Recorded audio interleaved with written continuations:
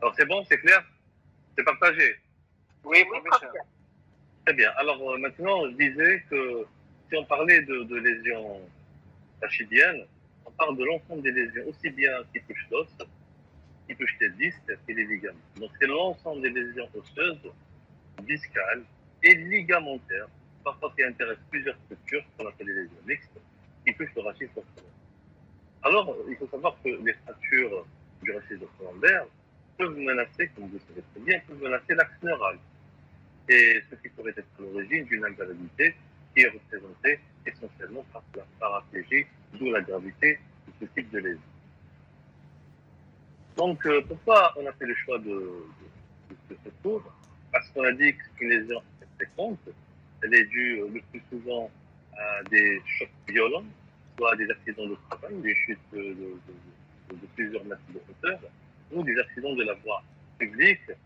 Donc, si vous avez une fracture du rachis dorsolaire, il faut systématiquement rechercher un polytraumatisme, d'accord? Et l'inverse est aussi vrai. Donc, en cas de polytraumatisme, il faut impérativement rechercher et éliminer une fracture du rachis dorsolaire. D'accord? Parce que quand vous voyez une fracture du rachis dorsolaire, ça veut dire que c'est un traumatisme violent. D'accord? Et vu que ça intéresse vu que c'est un accident violent, donc il va publier que les accidents de travail, donc c'est l'apanage plus fréquent des adultes. Oui. On vous entend très mal. Ok. Donc je disais que c'est une lésion qui est assez fréquente en rapport avec les accidents de travail et les accidents de la voie publique. Et devant tout polytraumatisme, il faut en fait rechercher systématiquement une fracture du rachis. C'est l'apanage de l'adulte jeune, ça touche beaucoup l'adulte jeune, et ce sont des lésions graves. Pourquoi graves?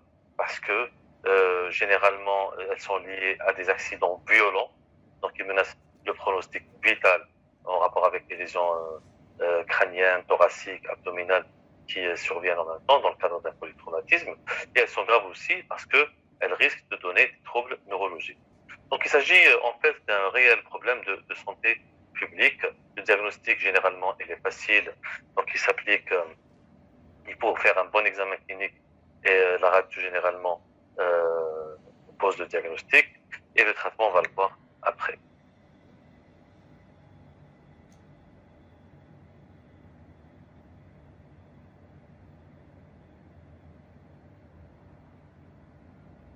Alors, on va commencer par un rappel anatomique. Alors, comme vous savez, le rachis dorsolombaire, il a une forme de S. On ne va pas parler de rachis cervical.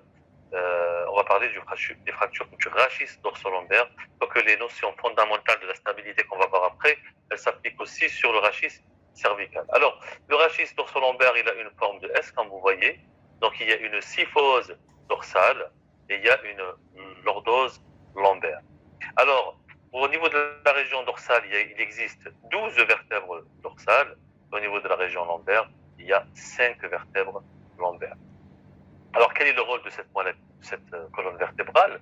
Elle a le rôle, bien sûr, statique. C'est-à-dire statique, c'est grâce à elle qu'on a la position verticale de la colonne vertébrale, sachant qu'on est le seul être qui a une colonne verticale. C'est la station érigée verticale de l'être humain.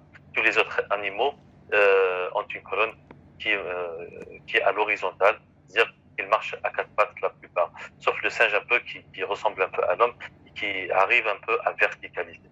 Mais mis à part ça, tous les êtres humains ont une colonne qui n'est pas en station érigée verticale comme ça. Alors le premier rôle, c'est la station, d'accord? C'est un rôle statique. Et le deuxième rôle, c'est le rôle de protection de la moelle épinière, parce que vous savez très bien qu'il y a derrière cette colonne, ici, qu'est-ce qui passe? Il passe la moelle épinière au niveau dorsal, et à partir de L2, il y a les racines. Voilà. On va décrire maintenant, on a vu ça, c'était pour l'anatomie globale, d'accord, de la colonne vertébrale. Maintenant, on va voir l'anatomie de la vertèbre type. Alors, la vertèbre type, qu'elle soit dorsale ou lombaire, il y a globalement, elles se ressemblent, d'accord, mais il y a quelques particularités, quelques différences, et c'est pas l'objet de notre travail, de votre cours aujourd'hui, surtout qu'il s'adresse à des externes. Mais sachez que, pardon, il y a quelques différences entre la vertèbre dorsale et lombaire. Alors, donc, on va étudier un peu la vertèbre type, qu'elle soit dorsale ou lombaire. Il y a, en avant, qu'est-ce qu'il y a? Il y a un corps vertébral, d'accord? Et en arrière, qu'est-ce qu'il y a? Il y a un arc postérieur. Qu'est-ce qui relie ce corps vertébral à l'arc postérieur? C'est les pédicules. Voilà. Les pédicules qui sont de part et d'autre du corps vertébral. Donc, le corps vertébral attaché à l'arc postérieur par ces deux pédicules, et à l'union des deux pédicules, il y a ces lames. Alors, il y a une lame à droite et une lame à gauche, d'accord? Ils ont vraiment, on les appelle les lames parce qu'ils ont vraiment une forme de lame comparée au pédicule qui a une forme de cylindre. Le pédicule, il est cylindrique, d'accord? Mais les lames, c'est de véritables lames qu'on voit ici. Regardez ici, sur cette vue. Voilà, les lames de ce côté, où elles sont là aussi, d'accord? Elles sont là. C'est ça, les lames, d'accord? Donc, les lames qui ferment, d'accord? Donc, on a la partie postérieure du corps vertébral avec les pédicules. Et les lames, ils ferment, donc ils délimitent un petit espace qu'on appelle le canal vertébral par où chemine l'axe neural, d'accord? À l'union de ces deux lames, en arrière, qu'est-ce qu'on a? On a le processus ou l'apophyse épineuse, d'accord? Ce processus épineux, c'est qu'on arrive, c'est ce bout qu'on arrive à toucher quand on met la main derrière, au niveau de notre dos, on touche ces pointes de l'apophyse épineuse. Sachez qu'au niveau des lames, qu'est-ce qu'il y a? Il y a les lames, voilà, pardon, les apophyses épineuses, c'est ça. Voilà, ce que vous voyez ici sur une vue de profil et ce que vous voyez ici sur la vue de derrière, si vous voulez. D'accord? Voilà, c'est ça, les processus épineux. D'accord? Sachez aussi qu'il existe aussi comment on appelle ça? C'est les massifs des articulaires. Alors, le massif des articulaires, ce que vous voyez ici, je vais vous le montrer. Regardez, c'est tout ça, ça commence ici et ça descend jusqu'ici. D'accord? Ce massif des articulaires, il est composé d'un processus articulaire inférieur. Sachez que ce processus articulaire supérieur, il s'articule par le processus articulaire inférieur de la vertèbre sous-jacente, d'accord? Et le processus articulaire inférieur s'articule avec le processus articulaire supérieur de la vertèbre sous-jacente. C'est de véritables articulations qu'on appelle les articulations postérieures, soit le massif des articulaires ou les articulaires postérieurs. D'accord? Donc, et on les voit ici sur cette vue, hein, d'accord? C'est là, c'est par exemple pour cette vertèbre, par exemple, ça c'est le corps vertébral, ça c'est la lame, et le processus et le massif des articulaires, il est là. Regardez, il y a le processus articulaire supérieur, d'accord, qui est rattaché au processus articulaire inférieur. Donc c'est tout ça qui est le massif des articulaires, d'accord, qui, comme on a vu sur ce schéma, d'accord, sur ce schéma, regardez, le processus articulaire supérieur s'articule avec le processus articulaire inférieur de la vertèbre sous-jacente et le processus articulaire inférieur s'articule avec le processus articulaire supérieur de la vertèbre sous-jacente. Voilà. Et latéralement, donc à l'union entre le pédicule et la lame, qu'est-ce qu'il y a? Il y a des apophyses de part et d'autre, d'accord, qu'on appelle les processus ou les apophyses transverses qu'on voit ici. Voilà. C'est ça les processus transverses, d'accord, et qu'on les voit ici sur ces courbes. Voilà. Donc, pour récapituler, il y a le corps vertébral, et il y a les pédicules, il y a les processus transverses des deux côtés, d'accord. Il y a le massif des articulaires, regardez, le massif, non. Alors ça, le massif des articulaires, non. Donc le massif articulaire avec l'articulaire supérieur et l'articulaire inférieur. Il y a les lames, d'accord, qu'on voit ici, d'accord. Et il y a, enfin, il y a le processus épineux, d'accord. Vous allez me dire, oui, c'est bien, on a vu la vertèbre, mais qu'est-ce qui permet à cette vertèbre d'être agencée avec les autres vertèbres au-dessus et en dessous? Ça, on va parler de moyens d'union. Alors, c'est quoi les moyens d'union? Il y a le principal moyen d'union entre les vertèbres, c'est, comme vous savez, c'est le disque intervertébral. D'accord? C'est un véritable amortisseur qui permet de diminuer un peu la pression, d'accord? Et qui permet un petit mouvement entre les vertèbres. Il y a comme moyen d'union, ça c'est le disque. Pour moyen d'union ligamentaire, on va les voir dans la diapo d'après. Alors, je profite ici de cette vue pour vous montrer que entre les pédicules, regardez, il y a ce pédicule et ce pédicule. D'accord? Entre les pédicules, qu'est-ce qu'il y a?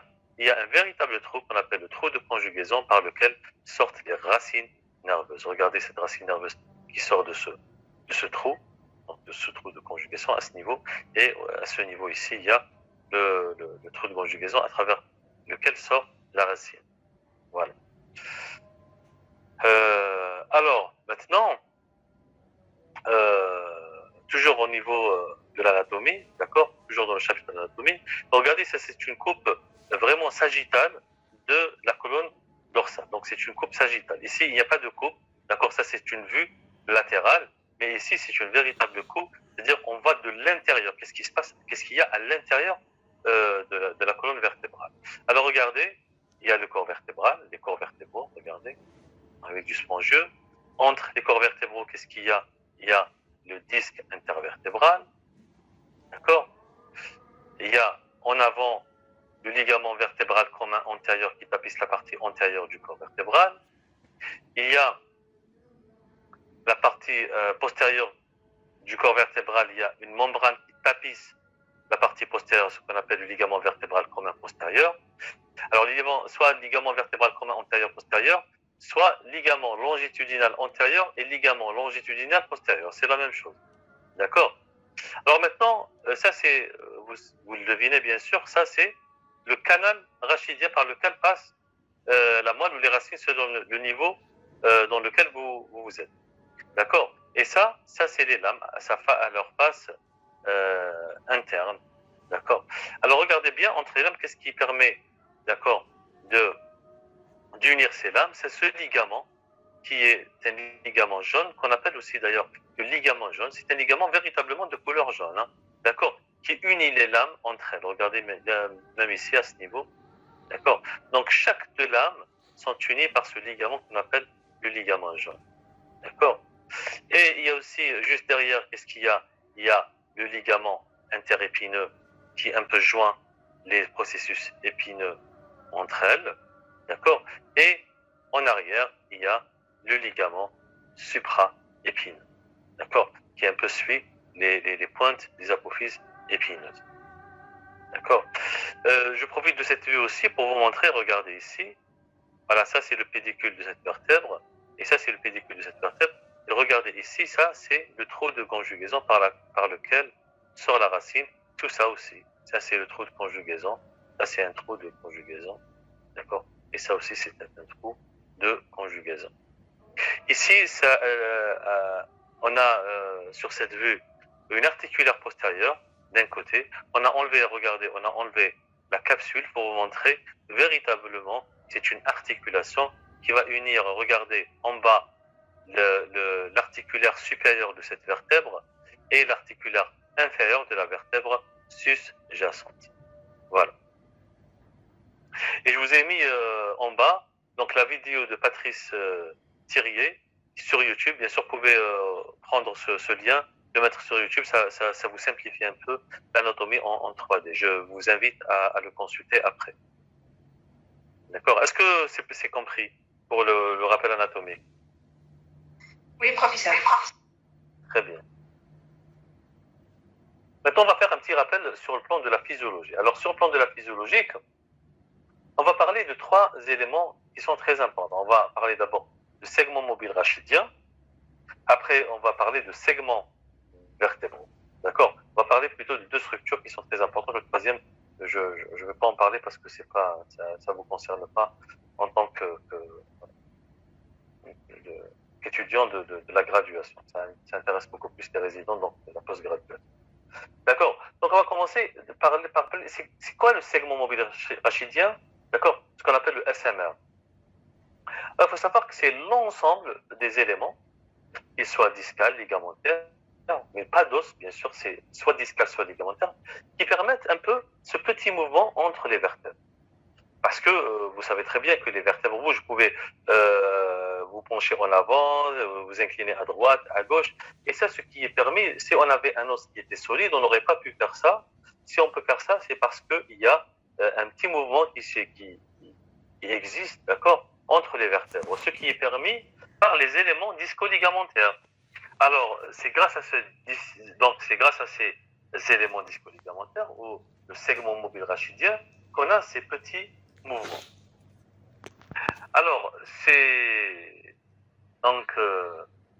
il comprend, ce segment mobile rachidien, il comprend le ligament vertébral commun antérieur, donc numéro 1, d'accord.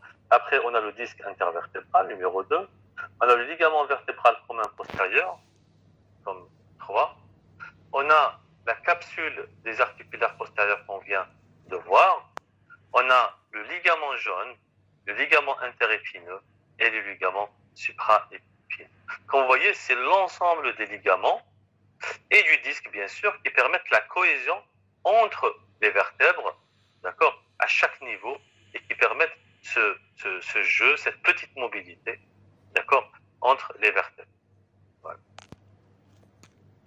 Alors, il faut savoir que, juste, je vous le dis maintenant parce qu'on va le répéter après, il faut savoir la particularité de ce segment mobile rachidien, c'est qu'en cas de déchirure de ces éléments, il n'y a aucune possibilité de cicatrisation. C'est-à-dire qu'il faut penser au traitement dès maintenant.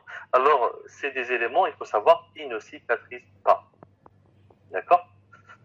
Maintenant, on va parler aussi de segments vertébraux. Il faut savoir qu'il existe 3 segments vertébraux. Il y a le segment antérieur, c'est ça le segment antérieur, c'est un empilement des parties antérieures des corps vertébraux, d'accord, et la partie antérieure du disque intervertébral. On a le segment moyen, c'est un empilement de la partie postérieure du corps vertébral, d'accord, un peu des pédicules et de la partie postérieure, donc de la partie postérieure du corps vertébral, du disque intervertébral et un peu le pédicule, c'est la colonne moyenne. Et on a le segment postérieur. Le segment postérieur, c'est quoi? C'est l'arc postérieur. D'accord? Il faut savoir que le segment moyen, c'est l'élément le plus important à décrire. Pourquoi? Parce qu'il est tout près du canal rachidien, et en cas de lésion de ce segment moyen, il y a une possibilité qu'il y ait une lésion de la moelle épinière. Alors, sur le plan horizontal, regardez, donc le segment mobile rachidien, je vous ai montré ici sur ce schéma.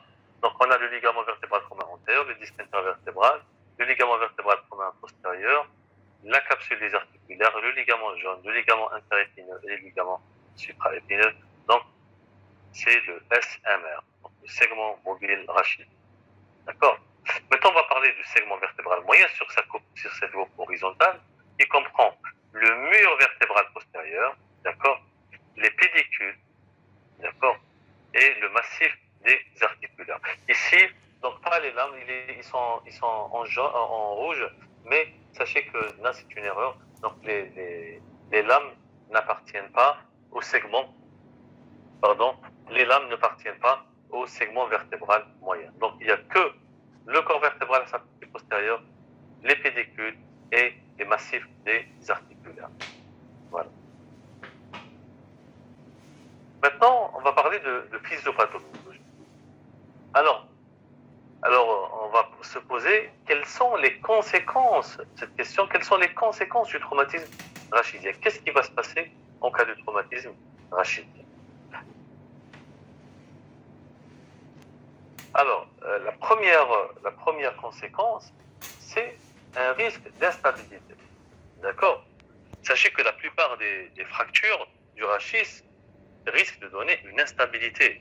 Et ceci est une notion de base qu'il faut connaître. Pourquoi? Parce que c'est à l'origine, c'est à partir de là qu'on peut penser directement au traitement. Est-ce qu'on va opter plutôt pour un traitement orthopédique ou un traitement plutôt chirurgical? Alors, pour parler de l'instabilité, il faut savoir qu'est-ce que ça veut dire déjà un rachis qui est stable. Voilà. Qu'est-ce que c'est qu'un rachis qui est stable?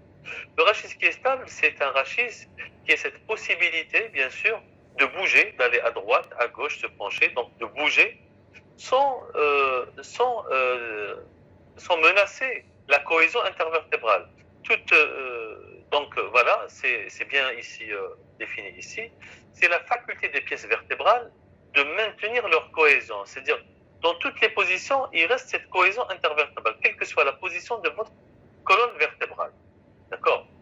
Et si jamais il existe un défaut de permanence dans la position du fragment, on peut parler d'une instabilité. C'est-à-dire qu'il y a un mouvement qui est anormal. D'accord? Alors, qu'est-ce qui est à l'origine de cette instabilité? Il faut savoir qu'elle a une double origine. Elle peut être soit une stabilité liée aux lésions disco-ligamentaires, elle peut être aussi une instabilité liée aux lésions osseuses, elle peut être aussi liée aux deux, elle peut être mixte, liée aux lésions disco-ligamentaires à la fois et aux lésions osseuses.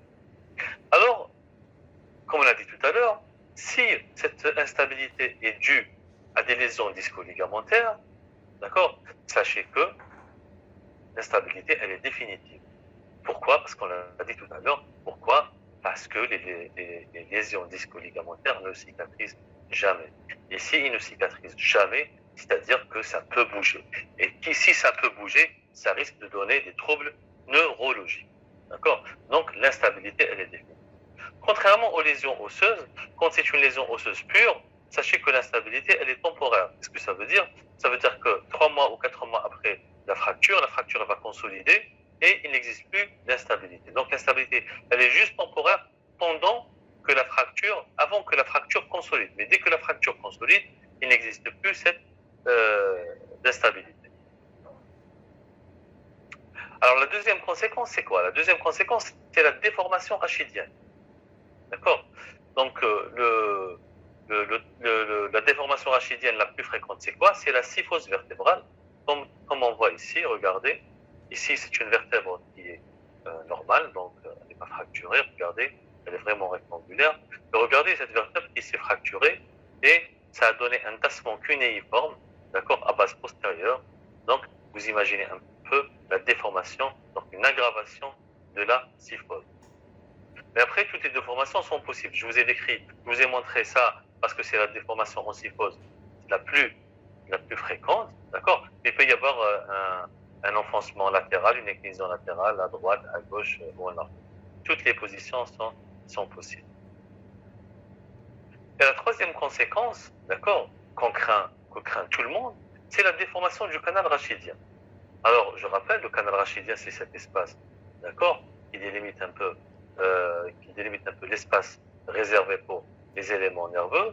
Et imaginez un peu s'il existe une fracture et si jamais il y a un fragment comme chez ce malade, comme il y a un fragment qui va en arrière et qui va comprimer ou déchirer ou même sectionner la moelle épinière, vous imaginez un peu le risque des troubles neurologiques qui est non négligeable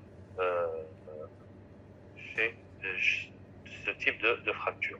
Donc, on a dit, première conséquence, c'est l'instabilité, risque d'instabilité plutôt. La deuxième conséquence, c'est le risque de déformation vertébrale, d'accord? Et le troisième risque, c'est le risque de déformation du canal rachidien. Et quand il existe une déformation du canal rachidien, il existe une souffrance de la moelle, une médulaire de la queue de cheval, ce qui pourrait donner une paraplégie. Regardez par exemple sur cette coupe, d'accord, sur le scanner, coupe sagittale, regardez ce fragment qui se balade derrière, d'accord? Donc il y a un risque, bien sûr, de lésion de la moelle épinière. Chez ce malade, par exemple, on peut être sûr à 99% que ce malade présente des troubles neurologiques parce que regardez, c'est un gros fragment qui est dans le canal rachidien, qui occupe pratiquement tout le canal rachidien. Maintenant, on va parler un peu des lésions anatomo-pathologiques. Est-ce que c'est compris jusqu'à maintenant? Ça va? Oui, professeur. Oui, professeur. Ok, maintenant on va parler des classifications. Les classifications, je ne vais pas vous faire beaucoup de classifications. Je vais vous faire 2 classifications rapidement qui sont les plus utiles à connaître et qui ont un intérêt surtout thérapeutique. D'accord? Alors, on va parler de la classification de Dennis. d'accord, et la classification de Maguire. Alors la première classification, c'est la classification la plus ancienne, d'accord. Toutes les classifications, il faut savoir qu'elles sont basées sur le mécanisme. Alors la classification de Dennis présente 4 types de fractures. Alors le premier type de fracture, c'est les fractures en flexion, compression antérieure. Ça veut dire flexion, c'est-à-dire que la colonne va partir en avant, elle va fléchir en avant, d'accord, et va donner une compression du corps vertébral. Regardez par exemple au niveau de cette colonne, ou cette colonne par exemple, d'accord, sur donc la flexion, quand il y a une flexion dans ce sens de la colonne vertébrale, elle va fléchir, elle va comprimer en avant une des vertèbres, ce qui va donner une fracture cunéiforme, d'accord, un tassement cunéiforme de la partie juste en avant de la vertèbre, d'accord. Donc ça touche uniquement, c'est un tassement antérieur de la colonne antérieure, donc il n'y a que la colonne antérieure qui est touchée, d'accord. Quand on regarde un peu sur la colonne moyenne, regardez, la colonne moyenne est intacte, d'accord, toute la colonne moyenne est intacte, et regardez la ligne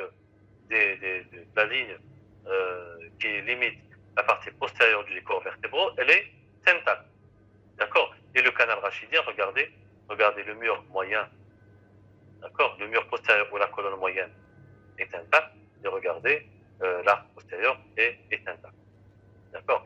Donc c'est un tassement antérieur. Il y a la colonne moyenne et la colonne postérieure sont intactes, et elles sont considérées comme des fractures stables. Pourquoi? Parce que l'ensemble du segment mobile rachidien est bien sûr intact, d'accord. Et sachez que dans ce type de fracture, il n'y a aucun signe neurologique, regardez, parce que tout simplement, je le répète pour la énième fois, parce que la colonne moyenne est intacte et le canal rachidien, le canal vertébral, il est intact, il n'y a aucune lésion, d'accord. Donc c'est pratiquement le seul type de fracture où on est sûr que c'est une fracture stable. La seule, c'est le type 1 de Dennis. Après, tout le reste, pratiquement, c'est des fractures instables. Soit disco-ligamentaires définitives, soit instables temporairement par la fracture, mais en tout cas, elles sont des fractures instables, contrairement au type 1 de Dennis. Alors, le type 2 de Dennis, c'est quoi les types 2 de Dennis? Alors, cette fois-ci, il n'y a pas de la compression et le tassement antérieur, mais il existe une fracture par éclatement. Et l'éclatement, il est dû de la vertèbre, il est dû à quoi? Elle est due à la compression axiale, c'est-à-dire que cette vertèbre vient comprimer la vertèbre sous-jacente dans un mouvement de compression axiale, dans l'axe de la colonne vertébrale. Ce qu'on appelle aussi, c'est les burst fractures. Donc, soit les fractures communitives par éclatement, soit les burst fractures. Et le mécanisme, il s'agit d'une compression axiale. D'accord? Et sachez que dans le type 2, donc le type 2 ou les burst fractures, regardez, alors les deux colonnes, aussi bien antérieures et moyennes, d'accord, sont fracturées. Et quand vous avez une fracture de la colonne moyenne, donc quand on parle de colonne moyenne, ça veut dire la partie postérieure du corps vertébral. Et quand vous avez une fracture de la partie postérieure du corps vertébral, vous avez bien sûr un risque neurologique. Pourquoi? Regardez dans cette photo, regardez, c'est tout le corps vertébral qui va en arrière, et regardez, il existe un fragment qui vient de la vertèbre et qui va aller vers le corps vertébral, d'accord, qui va menacer l'axe neural, comme ici, d'accord. Normalement, ce mur vertébral que vous voyez ici devrait être ici. Et comme il y a un éclatement de la vertèbre, ce fragment s'est échappé en arrière et qui est allé occuper pratiquement 80%, d'accord, de l'espace réservé à la moelle épinière. Voilà. Donc, sur le plan radiographique, il existe un tassement corporéal. Il existe une fracture de la corticale du mur postérieur, quand vous voyez ici. C'est la corticale du mur postérieur. D'accord? Et il existe une rétropulsion. Voilà, une rétropulsion d'un fragment le plus souvent postéro-supérieur dans le canal vertébral, dans le canal rachidien, donc avec une possibilité de trouble neurologique.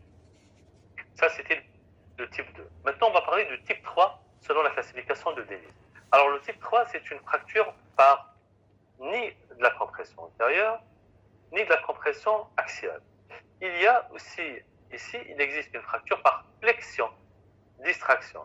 C'est-à-dire, il y a une flexion de la colonne vertébrale, regardez en avant, il y a une flexion en avant de la colonne vertébrale, mais au lieu d'avoir un tassement corporéal antérieur comme le type 1, non. Qu'est-ce qu'il va se passer? Il va y avoir une distraction postérieure. C'est pour ça qu'on parle de flexion-distraction. Alors, il existe une distraction postérieure, et on les appelle aussi, c'est les seat belt fractures. Qu'est-ce que ça veut dire seat belt fracture en anglais? Ça veut dire que c'est les fractures de la ceinture de sécurité. Imaginez un peu, le malade, il est avec sa ceinture de sécurité, et le fait de plier la colonne vertébrale en deux, regardez, il va se créer une distraction postérieure.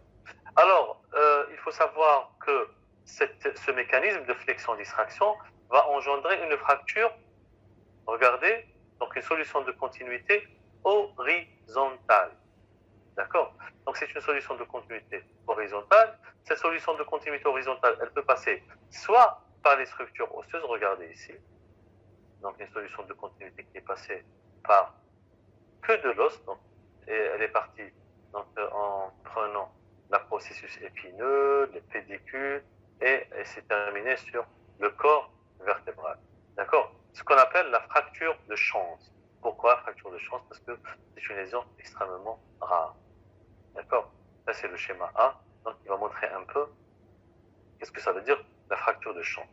Donc, voilà, solution de continuité horizontale qui va d'arrière en avant et que touche uniquement l'os. D'accord?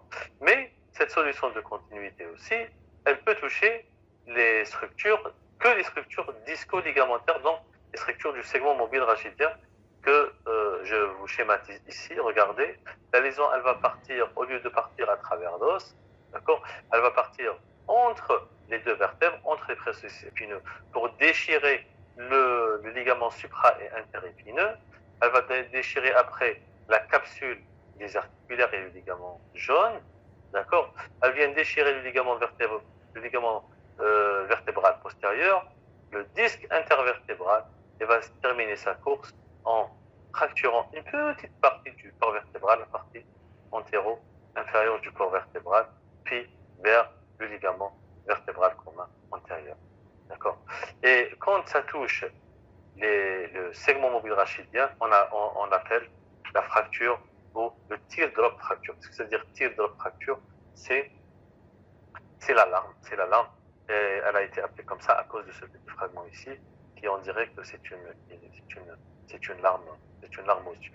D'accord? Donc, les classifications, selon la classification de Dennis, le type 3, qui est une fracture par flexion-distraction, peut donner soit une fracture de champ, si la lésion passe à travers l'os, soit elle va nous donner une teardrop fracture si cette lésion passe à travers les lésions du segment mobile rachidien. Enfin, le type 4 c'est quoi? C'est des fractures dislocation. Alors, les fractures dislocation, regardez, d'accord, il y a une dislocation. S'il s'agit d'une perte d'alignement, d'accord, de la colonne vertébrale, regardez, il n'existe plus de contact entre les deux segments vertébraux, aussi bien dans le plan frontal, comme vous voyez ici, que dans le plan sagittal. D'accord? Donc, il s'agit d'une atteinte des trois colonnes antérieures, moyennes et postérieures, et l'instabilité, elle est majeure. Regardez, par exemple, sur ce scanner en 3D, regardez, où pratiquement il n'existe plus de contact entre le segment proximal de la colonne vertébrale avec le segment distal de la colonne vertébrale. Ce sont des lésions rares, mais quand on les voit, d'accord, c'est des lésions extrêmement graves, d'accord, rares mais extrêmement graves. Pourquoi? Parce que la moelle épinière chez ces malades, elle est complètement déchirée. Voilà. Maintenant, on va passer à la classification. Est-ce que vous avez des questions par rapport à la classification de Dennis?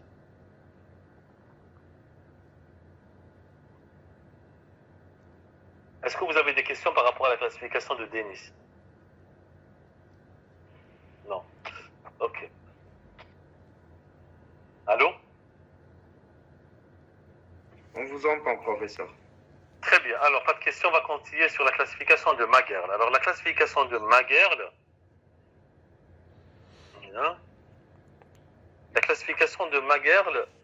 c'est une classification basée aussi sur le mécanisme, d'accord?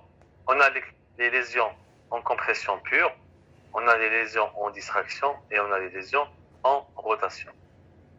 Alors, en ce qui concerne les lésions en compression pure, voilà, c'est le type A. Donc, le type A, c'est des lésions en compression pure et ils ont été classés en sous-groupes. D'accord? On a le type A1, qui est une fracture tassement corporéal, d'accord?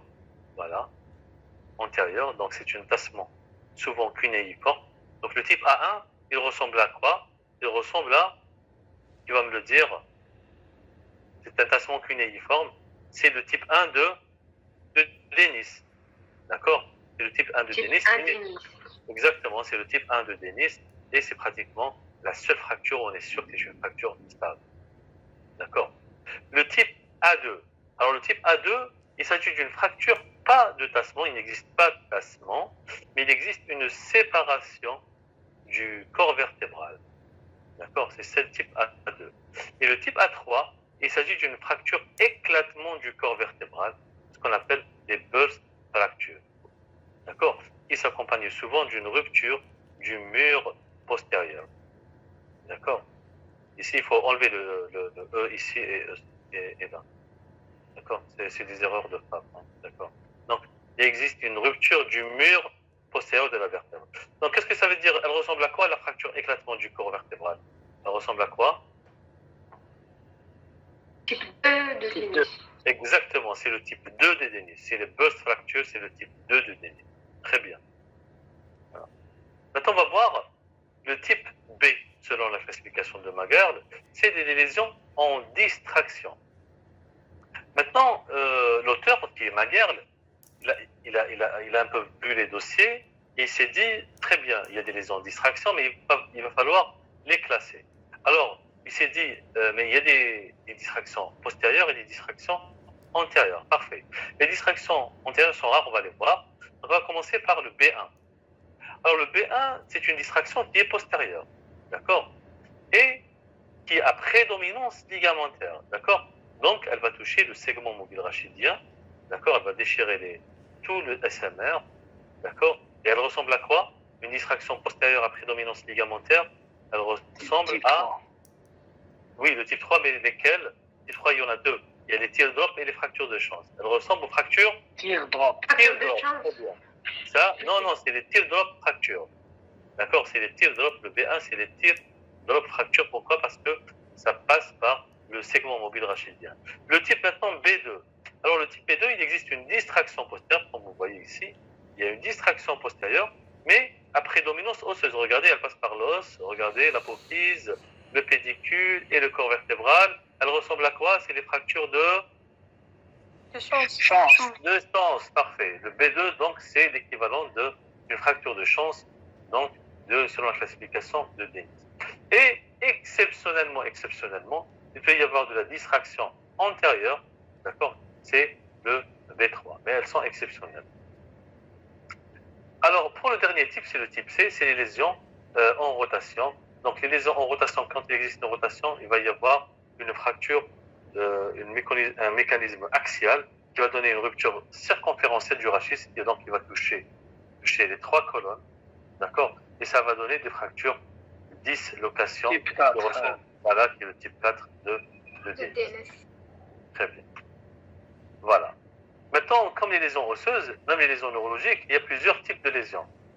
Pour les mécanismes, il peut y avoir une compression, il peut y avoir un écrasement, d'accord? Il peut y avoir une élongation, d'accord? Voilà. Ça peut donner, donc, quel que soit le mécanisme, ça peut donner soit une commotion médulaire. La commotion médulaire, donc la récupération, elle est possible, d'accord? Ça peut donner aussi une contusion médulaire, ici une contusion médulaire, d'accord? Ici la récupération est aléatoire, on ne sait pas de quoi, selon le degré de la contusion médulaire, d'accord? D'accord? Et enfin, on peut avoir une rupture médulaire. Et si vous avez une rupture médulaire, ça va vous donner un choc spinal. Et ici, on est sûr qu'il ne va y avoir aucune récupération neurologique. Voilà. Est-ce que vous avez des questions? Avant de passer au chapitre suivant.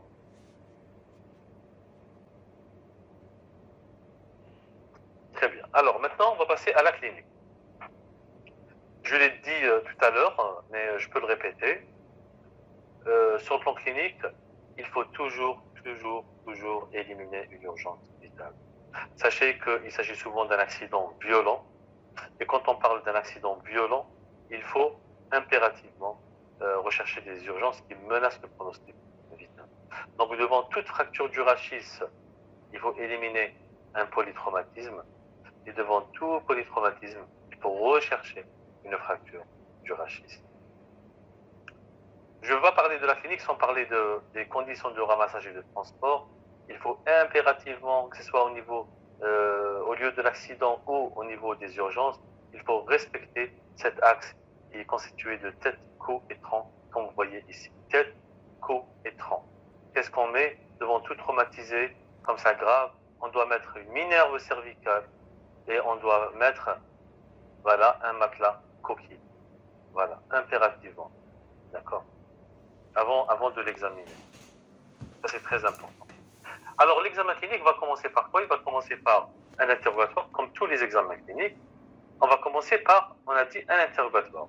Il faut chercher les circonstances de l'accident, l'heure de l'accident, le mécanisme, l'âge du patient, la notion de paresthésie ou de faiblesse musculaire, c'est très important au niveau des membres inférieurs, et la notion de craquement lors de l'accident.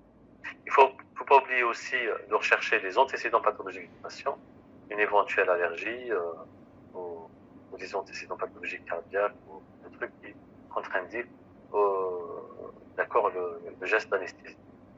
D'accord. Après, on passe à l'examen clinique. À l'examen clinique, on va commencer par un examen du rachis. À l'inspection, on va rechercher des ecchymoses, on va rechercher des déformations localisées, d'accord, au niveau des épineuses, ou une saillie des épineuses. Et en cas de fracture, on a souvent ce syndrome rachidien. C'est quoi le syndrome rachidien? C'est l'association d'une douleur qui est localisée au niveau de la fracture, au niveau du siège de la fracture, quand on parle, associée à une raideur segmentaire. Cette raideur, elle est due à quoi? Cette raideur segmentaire, elle est due à la contracture des muscles, qui est une contracture réflexe des muscles paravertébraux. Donc le syndrome rachidien, on ne le retrouve pas uniquement en cas de sciatalgie, d'accord, ou de lombalgie, on va le retrouver aussi en cas de fracture. Il s'agit de l'association de douleur et d'une raideur segmentaire due à la contracture des muscles paravertébraux. Alors à l'examen neurologique, il faut savoir que c'est très important de faire un examen neurologique des patients. En tout cas, sachez que devant tout examen du rachis, quelle que soit la cause, d'accord, quel que soit le motif de consultation, il faut faire un examen neurologique systématique. Pourquoi? Parce que il y a une moelle épinière qui passe derrière, donc dans le canal rachidien, et donc tout ce qui peut toucher au rachis peut toucher aux éléments nerveux. Cet examen clinique doit être consigné par écrit, d'accord? Il doit être répété. Et pourquoi? Voilà, il doit être consigné par écrit, répété. Et cet examen doit être un examen de référence aux examens ultérieurs.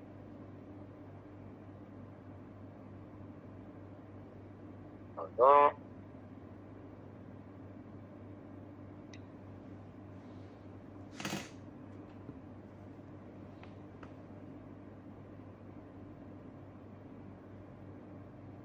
Voilà.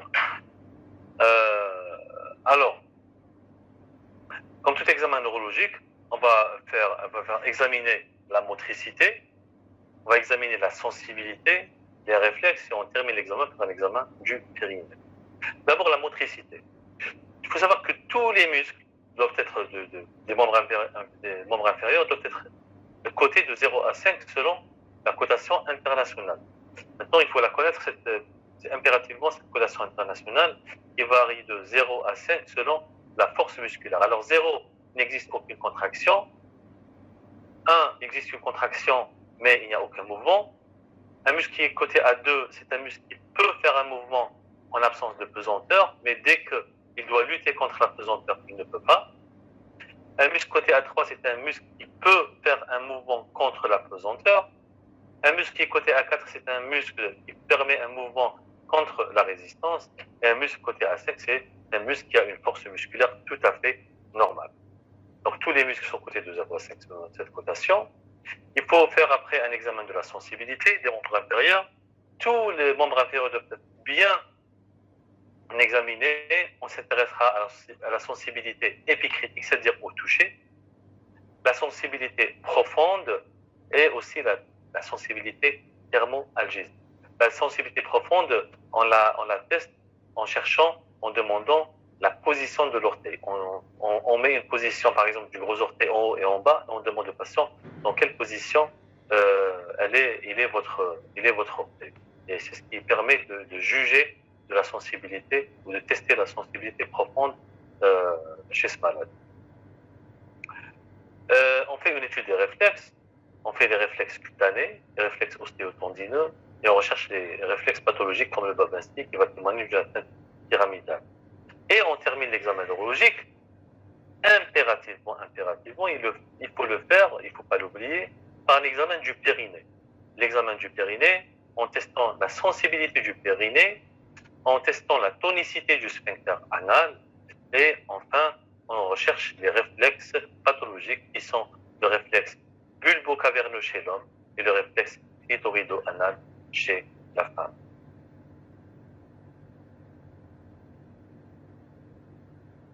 Alors, à la fin, donc après l'examen neurologique, il faut faire une classification pour avoir une idée générale, bien sûr pas précise, sur les troubles neurologiques. D'accord? Donc, on classe, selon l'examen neurologique, on classe le malade selon la classification de Frankel. Cette classification, elle va de Frankel A à Frankel E. Donc, la Frankel A correspond à un déficit complet. D'accord? Donc, il n'y a ni sensibilité ni motricité, c'est une paraplégie complète. Et le Frankel E, donc, l'examen neurologique est normal. Donc, la motricité et la sensibilité existent normalement. Alors, entre les deux, on a le Frankel B. Le Frankel B, le déficit moteur, il est complet, mais la sensibilité, elle est partiellement conservée. Dans le Frankel C, la sensibilité, elle est conservée, mais la majorité des muscles sont cotés à moins de 3, c'est-à-dire qu'ils ne peuvent pas assurer un mouvement contre la pesanteur. Ce genre de malade, c'est le malade qui a un Frankel C n'arrivera sûrement pas à marcher, parce que déjà, le muscle n'arrive pas à lutter contre la pesanteur. D'accord? Le Frankel D, la sensibilité, elle est conservée, et la majorité des muscles sont cotés à plus de 3, à égal ou plus de 3. Contre la pesanteur, et c'est généralement les patients qui ont des troubles neurologiques Frankel D arrivent un peu à marcher, difficilement, mais ils arrivent à le faire. Voilà. C'est ce qu'on fait, on classe nos malades selon la classification de Frankel systématiquement, mais sachez qu'il existe d'autres classifications, notamment la classification de Asia. Cette classification de Asia, elle est plus précise. Déjà, elle juge le côté droit et le côté gauche différemment. D'accord? C'est ce que tout le monde devrait faire, mais je ne sais pas pourquoi ça ne se fait pas automatiquement dans tous les centres. D'accord?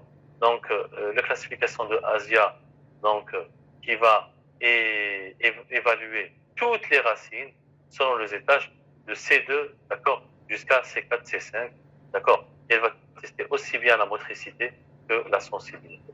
Vous pouvez la regarder avec détail après, mais sachez que c'est une classification qui est vraiment qui est complète. C'est une classification, c'est la classification Spinal Cord Injury, d'accord? C'est une classification américaine, mais c'est une classification complète qu'on devrait avoir, qu'on devrait faire pour tous les malades qui ont une fracture du rachis dorso-lombaire. Mais déjà, si vous arrivez à retenir cette classification de Frankel, c'est déjà pas mal.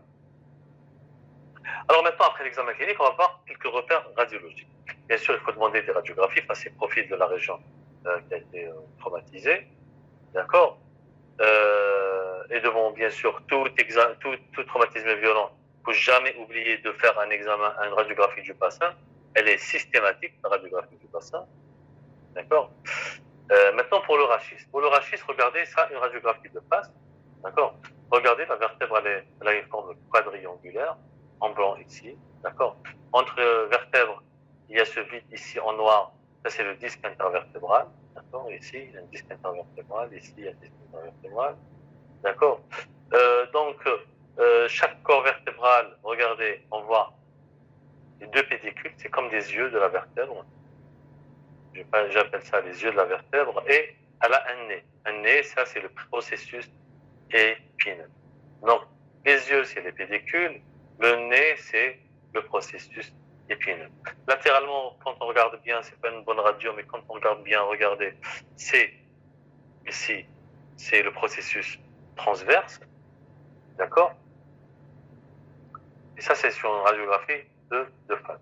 De profil, regardez, la même chose, on a le corps vertébral, quadriangulaire, d'accord? Entre les corps vertébraux, il y a le disque intervertébral.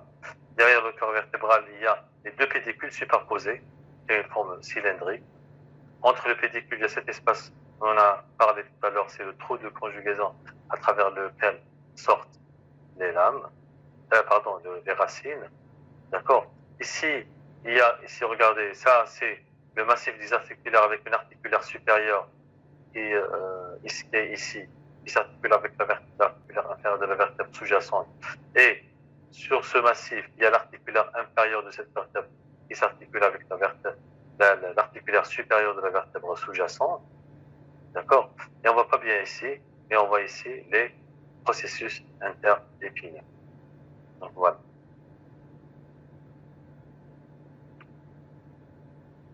Après les radios, bien sûr, sachez que devant toute fracture du rachis, il faut impérativement demander un scanner. Donc, ce n'est pas un examen de luxe, le scanner pour une fracture du rachis. C'est un examen, d'accord, c'est un examen de première intention. C'est-à-dire qu'il faut impérativement le demander, d'accord, quand on est en face d'une fracture du rachis. Alors, quel est l'intérêt de ce scanner? D'abord, il va nous montrer les atteintes de l'arc postérieur. Regardez, par exemple, chez ce malade, regardez, il existe une fracture de lame, d'accord? Il n'y a que le scanner qui peut montrer cette fracture de lame, d'accord? Elle permet l'étude du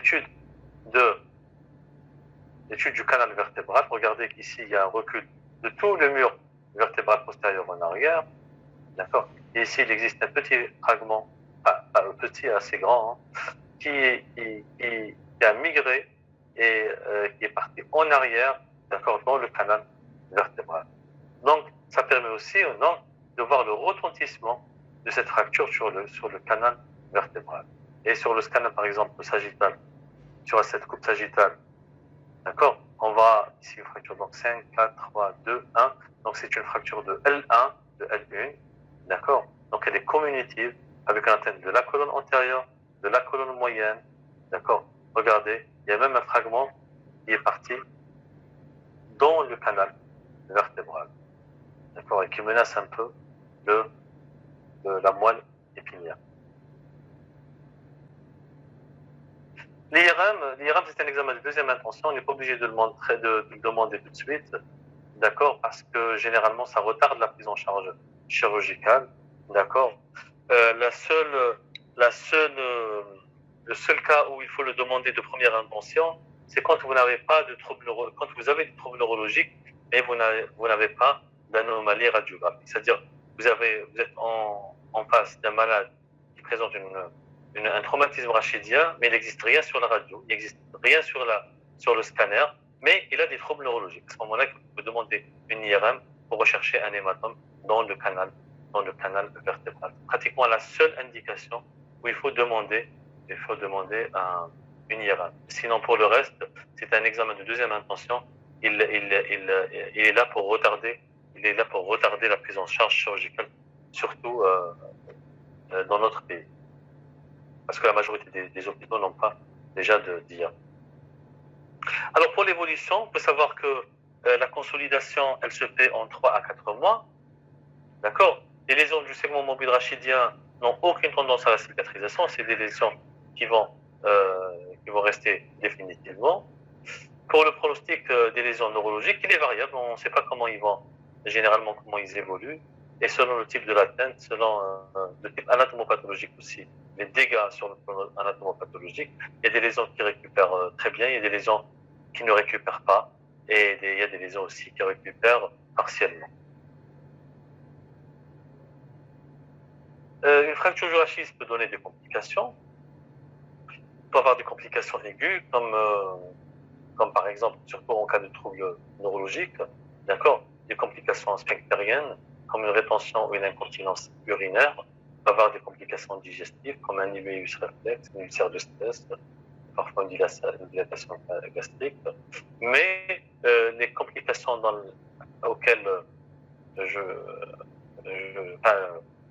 j'attire votre attention, c'est le risque de méconnaissance diagnostique. Pourquoi? Parce que en cas de fracture du rachis dorsolaire, on est tellement absorbé par cette fracture qu'on ne regarde pas ailleurs, surtout si le malade a des troubles neurologiques.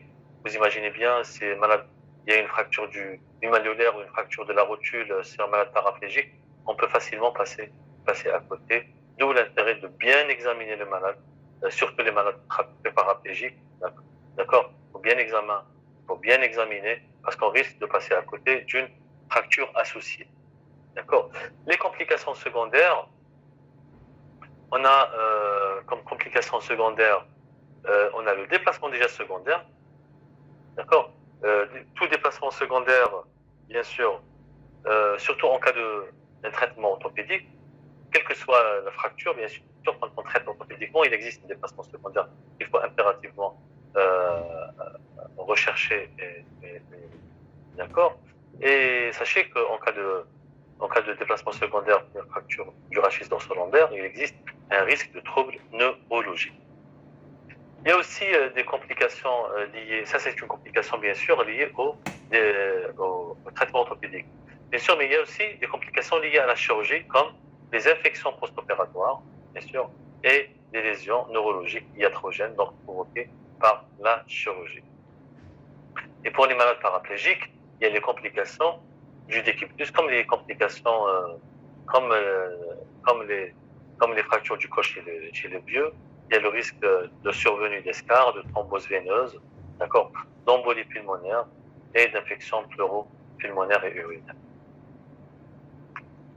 Maintenant, complications tardives, on a quoi? On a, comme on a vu tout à l'heure, on a les calvitions en syphose. Alors, si on ne traite pas bien, si on ne réduit pas bien, le malade va garder une syphose, d'accord? Donc, des troubles statiques. Et ces pseudarthroses, heureusement, elles sont rares pourquoi? Parce que la structure de l'os, c'est du spongieux, donc il consolide parfaitement bien. On a les séquelles neurologiques, comme la paraplégie, ça risque de rester définitivement. On a les séquelles douloureuses, d'accord, parfois même bien traitées ou maltraitées. On risque d'avoir des malades qui souffrent un peu de quelques douleurs après une fracture, des douleurs rachidiennes, bien sûr, après une fracture du rachis. Et aussi, on a une complication on n'en parle pas beaucoup, mais sachez que c'est vraiment une complication très très grave qu'il faut impérativement la mieux considérer, c'est le retentissement psychologique.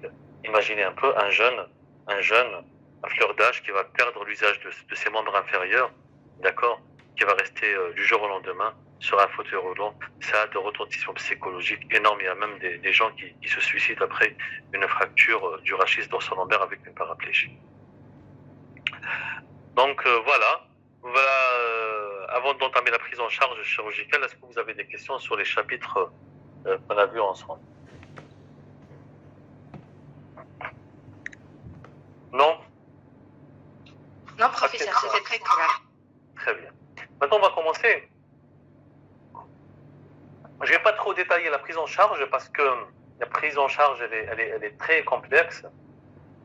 Et je vais vous donner les lignes directives et les notions de base sur lesquelles vous pouvez vous appuyer pour dire que ce malade doit être opéré ou ce malade on peut traiter orthopédique. Alors d'abord, avant de commencer le traitement, en fait, ça fait partie aussi du traitement, les conditions du ramassage, parce que c'est la prise en charge commence dès le ramassage du patient. Il faut savoir que le ramassage et le transport doivent, comme je l'ai dit tout à l'heure, respecter l'axe tête, cou et tronc, en mettant une mineure cervicale et un matelas coquille. Pourquoi? Pour éviter, bien sûr, l'apparition du trouble neurologique. Parfois même, quand il existe des troubles neurologiques, il faut faire la même chose, d'accord, pour éviter l'aggravation des troubles neurologiques. Parfois, quand ils existent, on peut les aggraver par un ramassage ou un transport qui ne respecte pas un peu les règles les plus élémentaires de stabilisation. Alors l'idéal, il faut qu'il y ait idéalement 4 personnes. Regardez l'orange, d'accord, qui va prendre la main, comme vous voyez un peu le premier qui va prendre la main. Le deuxième, d'accord, le vert, il va prendre le tronc, d'accord. Le troisième va prendre le bassin et qui va venir en face du deuxième, regardez, il va venir en face du deuxième. Et le dernier, le jaune, qui va prendre les membres inférieurs. D'accord. Bien sûr, le transport doit se faire en monobloc, c'est-à-dire en un seul geste. C'est pas, il faut qu'ils commencent ensemble. Comme ça, il ne va pas y avoir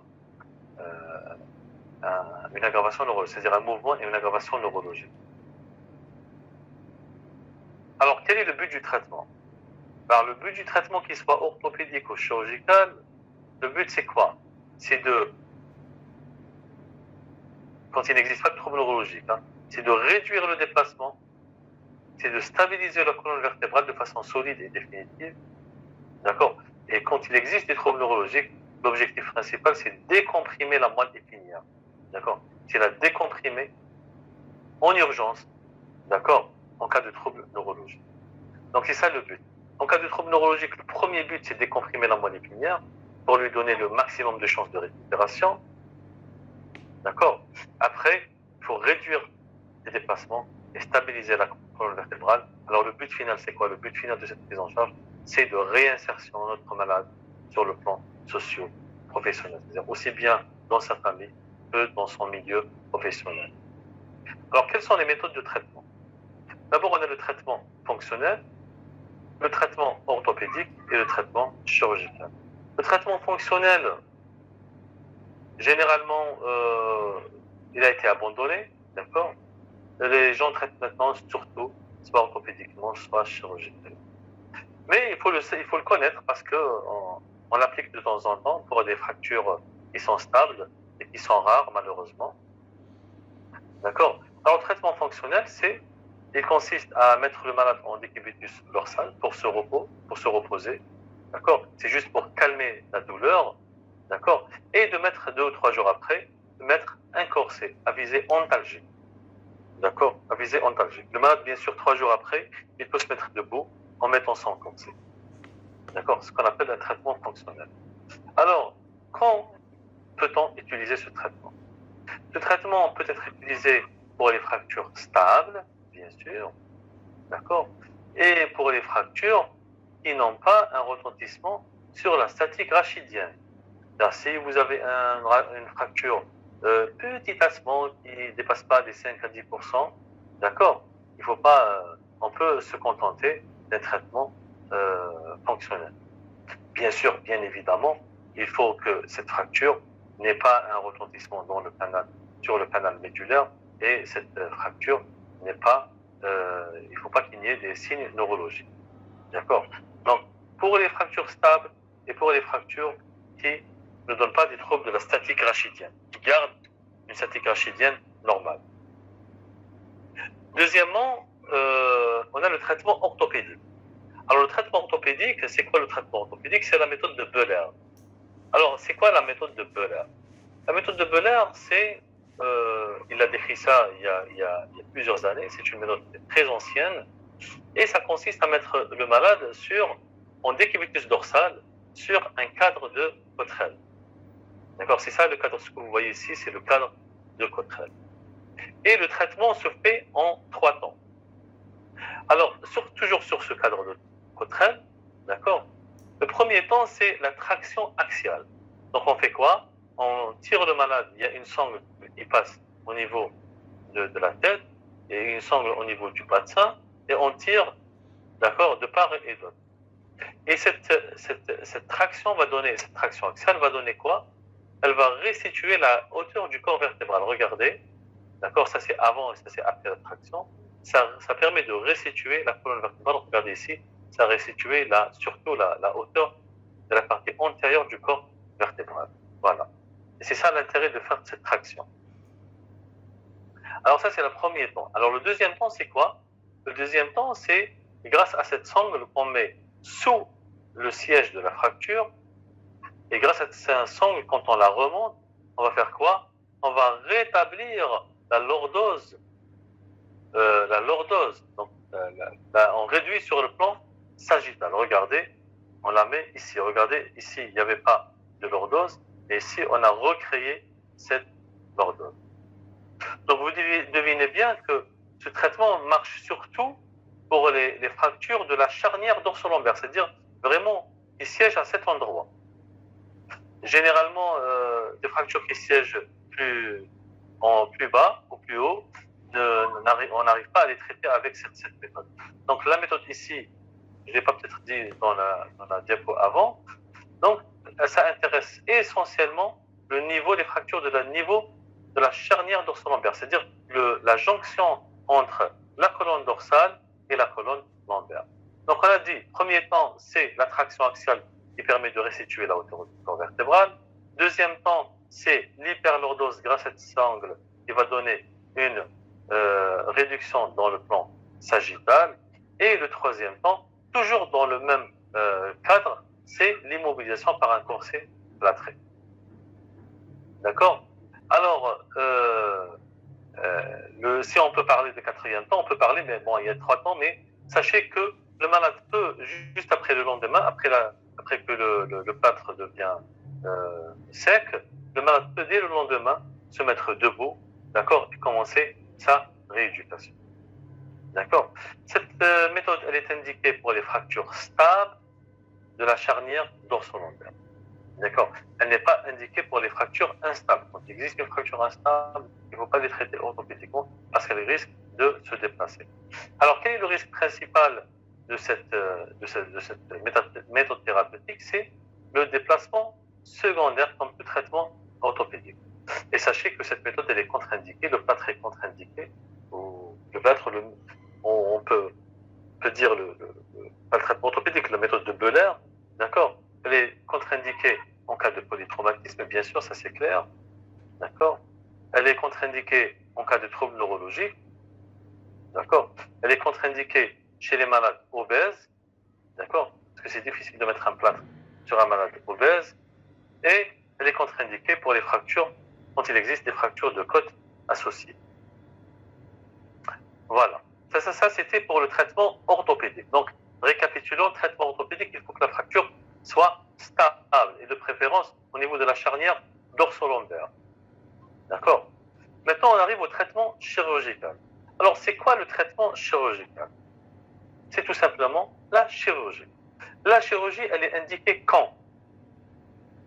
Il existe 2 indications que vous devez impérativement connaître. Le traitement chirurgical est formel en cas de lésion instable. Quand vous avez une fracture qui est instable et qui risque de donner des troubles neurologiques, d'accord, et elle risque de se déplacer, il faut l'opérer. Ça, c'est la première indication.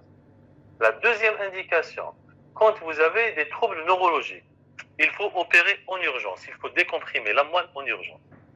D'accord? Ça devient une urgence neurologique.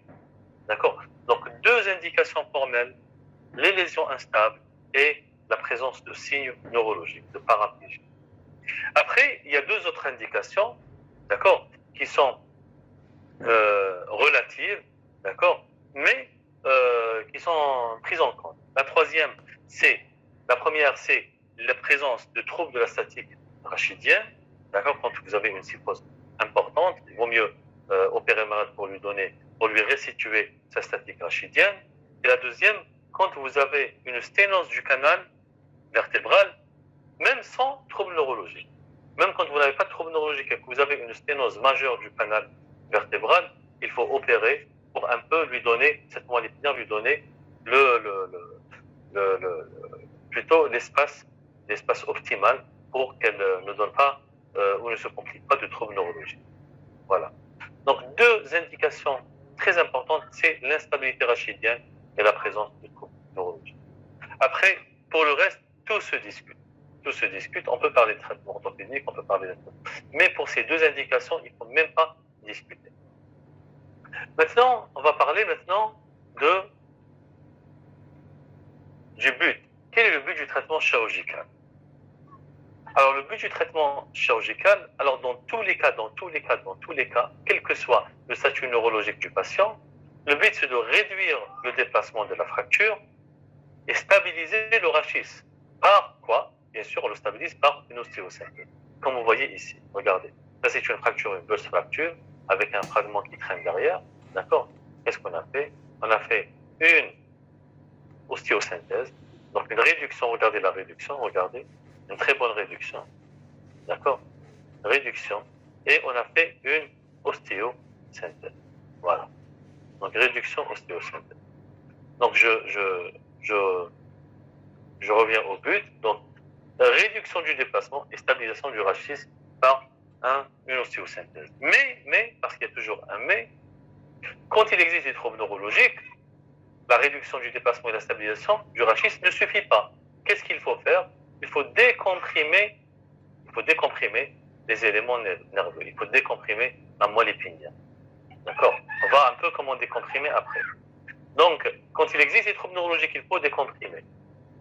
Et vous allez me dire, et s'il y a une instabilité majeure, c'est-à-dire s'il y a une instabilité disco-ligamentaire, est-ce que cette ostéosynthèse seule va suffire? Ben non, elle ne va pas suffire cette ostéosynthèse, parce que cette ostéosynthèse, elle va résister pendant quelques mois, mais elle ne va pas résister toute la vie. Donc, quand vous avez une lésion du segment mobile rachidien, vous savez très bien que l'instabilité, elle est définitive. Et qu'est-ce qu'il faut faire dans ce cas-là? Il faut faire fusionner les étages entre elles. Il faut les faire fusionner. Et pour fusionner les étages, qu'est-ce qu'on met? On fait ce qu'on appelle une greffe osseuse, ou ce qu'on appelle une arthrodèse vertébrale. Une arthrodèse, ça veut dire qu'on va créer un pont, une fusion, un pont osseux entre 2 ou 3 étages pour éviter qu'elle se déplace. C'est-à-dire même après la fusion, on peut même enlever le matériel. D'accord? Mais on doit créer ce pont osseux, cette fusion vertébrale qui va, si vous voulez, redonner la stabilité. C'est vrai qu'il n'y aura plus de jeu, il n'y aura plus de mouvement entre ces vertèbres, mais on est sûr que cette vertèbre ne va pas bouger. Parce que si on la laisse sans fusion, d'accord, sachez que si jamais le matériel bouge, d'accord, la fracture, elle risque de se déplacer et donner des troubles neurologiques. Voilà. Donc c'est ça, en gros, c'est ça le but du traitement. En cas de troubles neurologiques, je répète, décomprimer, arthrodésé en cas de lésion, en cas d'instabilité disco-ligamentaire, réduire le déplacement et stabiliser le rachis. Alors, on a plusieurs méthodes chirurgicales. Alors, première méthode chirurgicale, bon, ça, je vous ai montré juste pour que vous le sachiez. C'est pas très important pour vous. C'est une méthode chirurgicale qui vient d'être mise sur le marché. D'accord? C'est ce qu'on appelle la kyphoplastie. Alors, la kyphoplastie, c'est quoi? D'accord? La kyphoplastie, elle s'applique sur les fractures stables type 1 de Dennis, chez les vieilles mémés, qui supportent pas trop le plâtre et tout. Alors, qu'est-ce qu'on fait? On met un ballonnet, regardez. On met un ballonnet, d'accord, dans le corps vertébral, à travers le pédicule, d'accord. On gonfle ce ballonnet, regardez. Quand on gonfle le ballonnet, ça permet de réduire le tassement corporéal, d'accord. On dégonfle le ballonnet, on se retire, d'accord, et on va créer comme une chambre, d'accord, une chambre dans le corps vertébral, et d'accord. Et pour éviter le tassement vertébral, qu'est-ce qu'on fait? On injecte du ciment acrylique dans cet espace, et ça va donner cet aspect définitif, d'accord. Ce ciment va durcir rapidement et le malade peut plutôt marcher le lendemain de l'intervention chirurgicale. D'accord? C'est ce qu'on appelle la kyphoplastie ou la kyphoplastie, c'est la même chose. D'accord? Elle se fait par une petite moucheture percutanée, sous contrôle bien sûr scopique. D'accord? Voilà. Donc l'indication principale, c'est la fracture stable. D'accord? Par tassement corporéal chez les malades ostéoporotiques, chez les vieux. Donc c'est les fractures type 1 de Dennis. Maintenant, on va voir la chirurgie par voie postérieure. La chirurgie par voie postérieure, d'accord, elle se fait en installant le malade en décubitus ventral, bien sûr, soit sur une table rachis ou une table orthopédique, d'accord. Et le fait de mettre le malade donc sur le ventre, ça permet un peu d'hyperlordoser, d'accord, donc de réduire partiellement ou par traction la fracture. L'incision se fait bien sûr postérieure, verticale, elle est centrée sur les épineux. Voilà. ok. Voilà. Alors, quels sont les avantages de cette chirurgie par voie postérieure? Alors, d'abord, comme on l'a dit tout à l'heure, elle permet de lever d'une éventuelle compression médulaire ou radiculaire. Alors, comment? En faisant de la laminectomie. La laminectomie, c'est l'ablation de la lame. D'accord? Regardez par exemple, pour ce malade, par exemple, c'est juste un schéma, bien sûr. Regardez, on a enlevé les lames, donc le processus épineux et les lames. Regardez, ça nous donne un accès direct regardez ici, sur la moelle épinière ou sur la queue de cheval, selon l'étage dans lequel on se trouve. Regardez, il est schématisé en jaune, regardez. Quand on enlève la lame, regardez, on est directement sur les éléments nerveux. C'est un des avantages de cette chirurgie par voie postérieure. D'accord? Donc, premier point, c'est la laminectomie. Deuxième point, cette voie permet de faire l'ostéosynthèse. Bien sûr, on va voir après. Et elle permet de réaliser une arthrodèse par la greffe osseuse. C'est-à-dire, on réalise une greffe en pesant des greffes en osseux, des coupeaux osseux, de part et d'autre, donc latéralement. D'accord? Ici. D'accord? Un peu loin de la moelle, pour qu'il n'y ait pas un fragment qui va se retrouver ici. Donc on les met latéralement pour que ça crée une fusion au niveau des articulaires postérieurs et entre les apophyses transverses. Là, je vous ai montré un exemple sur la malade qu'on a opérée. D'accord? Donc, après une incision postérieure centrée sur les épineuses, regardez, on a fait une laminectomie. D'accord? On a enlevé la carapace, représentée par les lames et les processus épineux. D'accord? On a décomprimé notre moelle épinière. Donc, premier geste, d'accord, décompression de la moelle, parce que le malade avait des troubles neurologiques. Deuxième geste, regardez, c'est la mise en place du matériel d'ostéosynthèse, donc la stabilisation, d'accord. Et vous ne voyez pas ici, et le troisième geste, c'est de réaliser une greffe postériolatérale en posant des coupeaux osseux latéralement de part et d'autre, d'accord, de part et d'autre, ce qu'on appelle l'arthrodèse postériolatérale, pour fusionner les vertèbres entre elles. Et sur les radios, ça donne ce montage, regardez. Donc, des vis, regardez. 2 vis en haut sur la vertèbre proximale, d'accord, et 2 vertèbres en bas. Ici, il y a une superposition des vis. Vous voyez une, mais en réalité, il existe 2, d'accord. C'est ces 2 vis, d'accord. Et cette vis, en fait, il y a 2, et ce 2 vis, d'accord. Et ici aussi, d'ailleurs, ici en bas, ici, il y a une deuxième ici. Donc, il existe 2, 2 et 2, donc ça fait 8, 2, 4, 6, 8. On les voit ici, regardez. D'accord? 2 vis ici, donc cette vertèbre, donc T10, T11, et c'est une fracture de T12, d'accord? De T12 L1, d'accord? Ici, on a fait L3, L4, pardon, L2 et L3, d'accord? Voilà le montage. Pour restituer un peu, regardez, on a restitué un peu la syphose dorsale et un peu de lordose envers. Donc voilà la chirurgie par voie postérieure. Maintenant, la chirurgie par voie antérieure. La chirurgie par voie antérieure, elle est faite de moins en moins, d'accord? Pour réaliser une décubitus, une chirurgie par voie antérieure, on met le malade en décubitus latéral, comme vous voyez ici, d'accord? Donc ça permet quoi? Ça permet de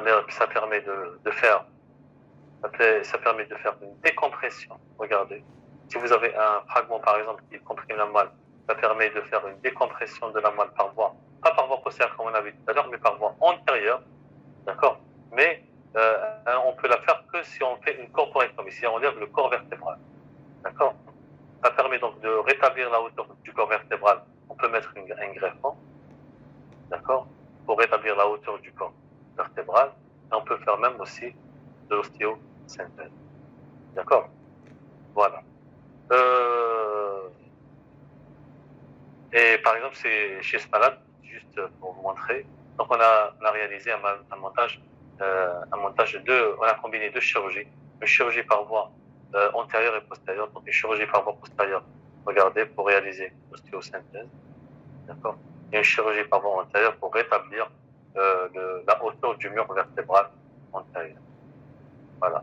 Donc, juste pour vous dire ici que tout est possible, toutes les combinaisons sont possibles Chirurgie par voie postérieure, chirurgie par voie antérieure, tout est possible. D'accord. Voilà, donc tout. Je vous remercie pour votre attention.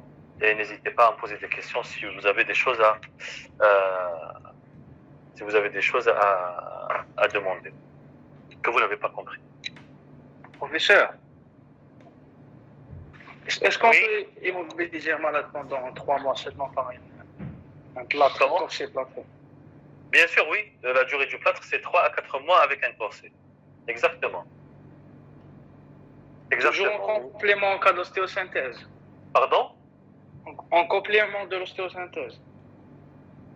Ah non, non, non. Quand on fait une bonne ostéosynthèse, après, tu parles après un traitement orthopédique ou un traitement chirurgical?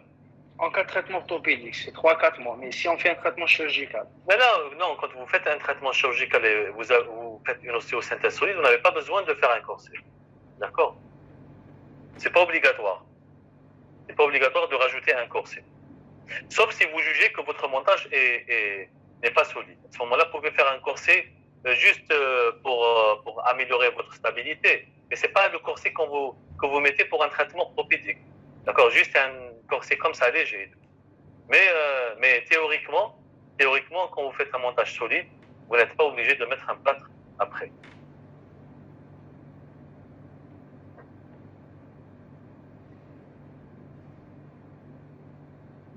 Une autre question?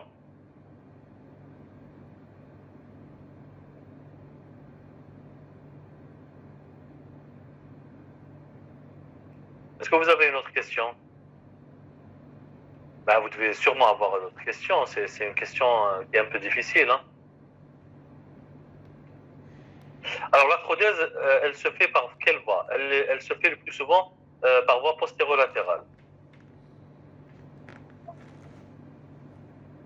Voilà, elle se fait par voie le plus souvent. On peut la faire par voie antérieure, mais elle se fait le plus souvent par voie postérolatérale. Mais ce n'est pas très important pour vous. Sachez que pour vous, l'arthrodèse, c'est une fusion osseuse et on la fait pour améliorer la fusion, notamment quand il existe des lésions qui sont des lésions qui ont une instabilité définitive, c'est-à-dire quand il y a une lésion du segment mobile rachidien. Professeur, oui. La lésion du SMR, elle n'est pas visible sur les examens qu'on fait en première intention. Non, non, elle n'est pas visible, la lésion du SMR, mais on la voit, on la devine sur la radio. Quand vous avez, par exemple, un tassement de la colonne moyenne, donc la partie postérieure du corps vertébral, et avec une rétropulsion d'un fragment en arrière, vous êtes sûr qu'il y a une lésion du SMR. D'accord? Quand vous avez, bien sûr, c'est un signe indirect. Quand vous avez le mur postérieur qui n'est pas respecté avec une fracture du mur postérieur, vous êtes sûr que le SMR est touché. Quand vous avez une distraction postérieure trop importante et avec un espace interépineux trop important, vous êtes sûr que le ligament interépineux est déchiré. D'accord? En fait, on le devine, en fait. D'accord? On le devine.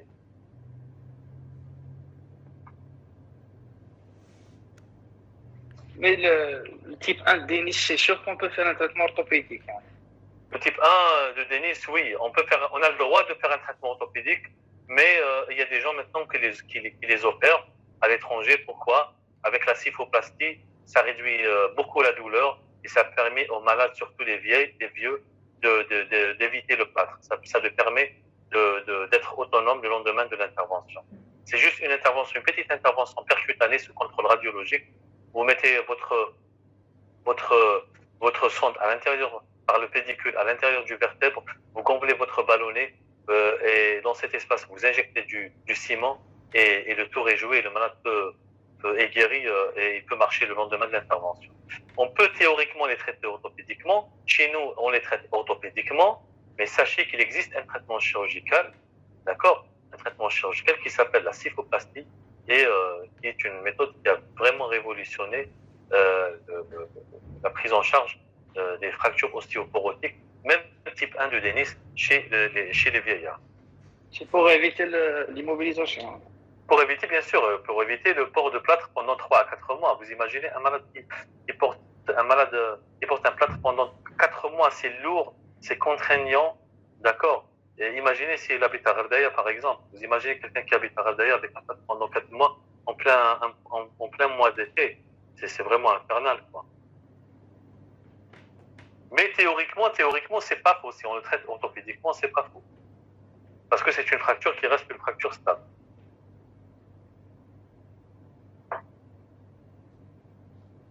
Mais donc, grosso modo, on va toujours privilégier l'ostéosynthèse. Non, c'est pas privilégié, non. Non. Sachez que c'est une question de stabilité.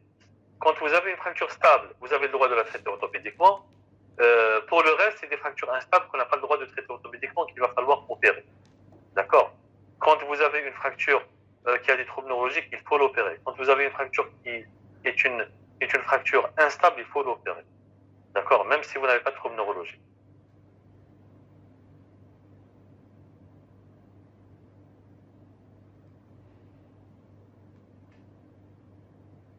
Professeur, Oui? quand un sujet vient aux urgences, quand est-ce qu'on constate que c'est un polytraumatisé, on doit rechercher une lésion du rachis, c'est-à-dire cliniquement ou bien Bien sûr, cliniquement. Non, cliniquement. Quand vous avez un malade qui présente un traumatisme abdominal et où il présente un traumatisme crânien et où il a un traumatisme thoracique, avec moi, c'est un polytraumatisé. Il a plusieurs lésions en même temps. Un polytraumatisé, c'est quelqu'un qui a plusieurs lésions en même temps. Plus de 2 lésions, c'est un polytraumatisé. En fait, devant tout malade soit polytraumatisé ou un accident violent, il faut impérativement examiner le rachis. D'accord, merci professeur. D'accord.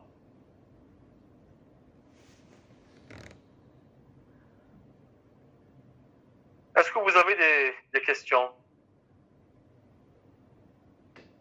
Dites-moi, est-ce que vous avez est-ce qu'il y a parmi vous des gens de Béjaïa, de l'université de Béjaïa?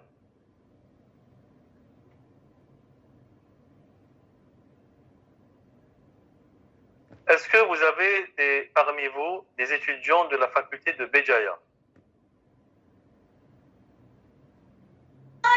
Non. Non?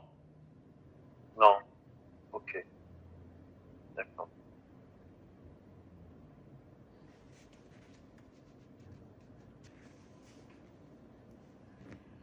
Parfait, parfait. Donc tout est clair. Aucune question. Alors, je vois une question ici. Alors, si un patient a un recul du mur postérieur avec une lésion de la moelle, ça qu'elle a, et une contre-indication formelle à la chirurgie, c'est quoi son devenir? Je peux me dire si c'est cervical, si on n'intervient pas, ou bien il reste tétraplégique. Alors, c'est une question difficile c'est vraiment une question difficile. Sachez que maintenant, les contre-indications à la chirurgie sont exceptionnelles. On peut pratiquement opérer presque tous les patients actuellement. D'accord? Sauf si vraiment, il y a d'autres traumatismes, notamment rachidiens ou plutôt crâniens ou tout, qui contre-indiquent un geste chirurgical. Mais sachez que si on n'intervient pas pour une fracture du rachis cervical ou dorsolombaire, on risque d'avoir une paraplégie définitive. Je pense que Anaïs, je pense que si tu poses cette question, c'est parce que tu connais quelqu'un ou il y a quelqu'un de ta famille qui a subi, qui a le même problème. Malheureusement, c'est ça, quand il y a une contre-indication, et si on n'intervient pas, il y a un risque que les troubles neurologiques restent définitifs. Voilà. Voilà. Alors, la kyphoplastie se fait chez nous à l'hôpital. Oui, c'est un truc de luxe, d'accord. La kyphoplastie existe en Algérie, elle est trop chère. Le kyphoplastie, il dépasse les 50 ou 60 millions de centimes, d'accord. Donc, généralement, les hôpitaux ne les achètent pas. Et chez le privé, c'est des interventions. Le kit seul le kit de kyphoplastie coûte 50 briques. L'intervention coûte plus de 30 briques. Donc, imaginez, ça coûte presque 100 millions de réaliser une chirurgie pareille. Donc, les gens préfèrent un traitement orthopédique à cause du coût, hein. À cause du coût. Voilà.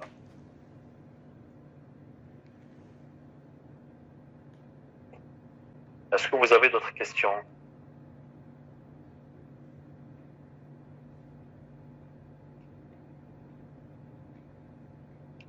Ok, si vous n'avez pas de questions, je vous remercie. Merci pour votre... D'accord, j'espère que c'était clair. D'accord. Voilà, donc bonne révision et bonne chance pour votre examen, pour les 5e années et pour le reste, pour la préparation du concours de résident. Merci tout le monde, merci et bonne fin de journée. Merci à vous. Merci.